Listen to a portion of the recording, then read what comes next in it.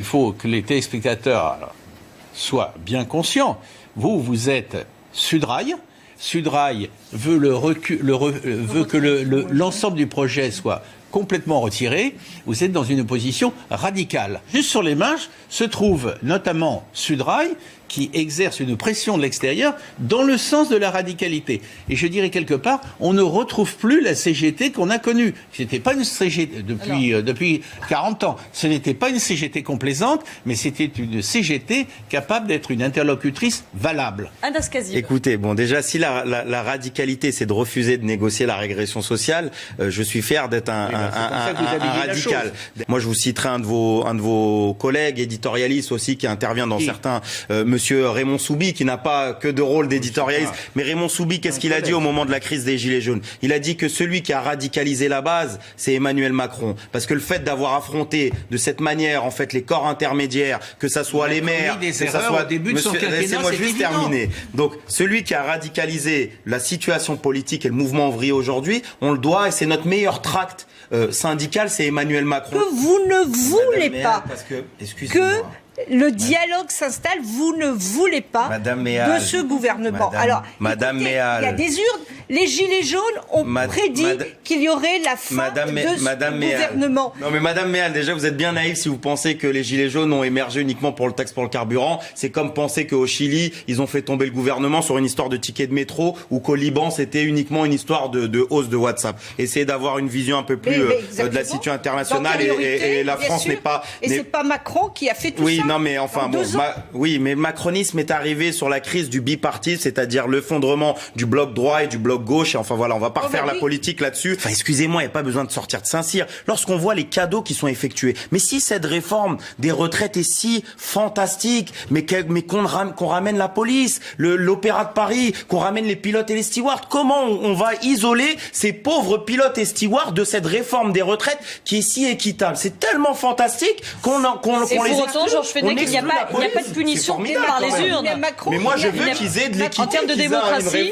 Macron n'a que des mauvaises... pour les ramener. Moi, je vais faire grève pour que les pilotes et les stewards soient dans la réforme des retraites. Ils sont en train de démontrer par A plus B que c'est une réforme qui est en train de niveler par le bas. Il y a un certain nombre de choses. Lorsqu'on voit par exemple... La réforme universelle ne veut pas dire uniformité. Oui, non, mais excusez-moi, excusez-moi, le slogan... Vous n'avez pas la science infuse quand même là-dessus. Le slogan que monsieur Édouard Philippe s'est collé sur le front, c'est pour 1 euro cotisé, vous avez tous les mêmes droits. Oui. On est en train de voir qu'en mettant les gens, maintenant les régimes spéciaux des pilotes, des stewards et autres, ces personnes-là vont pas cotiser. Derrière, on est en train de voir la plupart des économistes, et je vous invite à regarder ce qu'ils sont en train de dire. La plupart des économistes sont en train de dire déjà que toutes les concessions qui sont effectuées vont coûter plus cher à l'État que ce que dit le Conseil d'orientation des retraites sur les 10 prochaines années. À quoi sert cette réforme des retraites, sinon à exclure 70 milliards des hauts revenus, c'est-à-dire ceux qui ont plus de 10 000 euros, et puis de commencer à niveler à droite à gauche. On va s'écouter, ce sera peut-être plus sain comme débat. Je peux entendre les critiques que vous avez techniques sur cette réforme, mais je ne peux pas entendre que vous l'adossiez de façon toujours systématique à la régression sociale dont Emmanuel Macron serait absolument dépositaire. Lorsqu'on zoome sur le secteur francilien, celui qui est le plus impacté de fait par cette grève, c'est là où il y a le taux le plus important de sympathie. Maintenant que des gens soutiennent Emmanuel Macron, enfin moi je vous renvoie à certains papiers de Cécile Cornudet qui montrent qui soutient, c'est-à-dire c'est le bloc bourgeois traditionnel qui soutient. Écoutez, je commence à devenir insupportable. Lorsqu'on donne du CICE, je me demandais comment, pourquoi CICE, jusqu'ici vous étiez aussi sage et mesuré par rapport aux autres prestations que j'ai suivies à la télévision. Moi j'arrête. Comment? Dominique de Montvalon. Moi j'arrête. Je veux dire, c'est pas possible. Pourquoi vous voulez partir? Soyez un peu respectueux des uns et des autres dans le débat démocratique et républicain. Vous avez toujours raison. Vous êtes toujours dans... Mais j'ai le droit de dire ce que j'ai envie. Ah bah vous le dites sur quel ton? Mais sur quel ton? Mais vous avez le droit de pas être content. Ah merci. Bah écoutez, on vous donne des sondages d'opinion.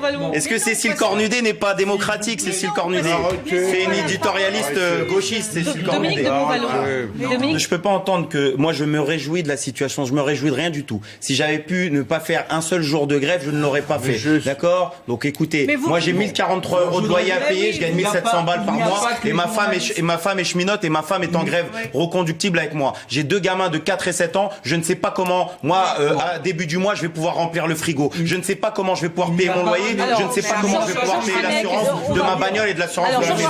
Vous pouvez pas dire qu'on se réjouit. Sur cette allocution du de rien du tout, monsieur de Montvalon.